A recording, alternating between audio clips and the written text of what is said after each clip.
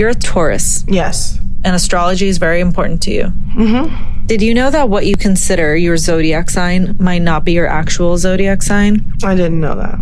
What do you think your new zodiac sign could be? Is this like hypothetical? I really love being a Taurus. I think I could get down with being a Pisces. I could get down with being a Libra. For sure. Why? Would you be shocked to hear that you... Don't with me today. Come on. Would you be shocked to hear that you're an Aries? Nah. I'm not a Aries. I'm not a Aries. I'm not an Aries. I'm not gonna say it's my least favorite sign, but it's the least likely I would ever want to be. High key, no shade, all tea. An Aries? Ew, no shade, ew. I don't like Aries men.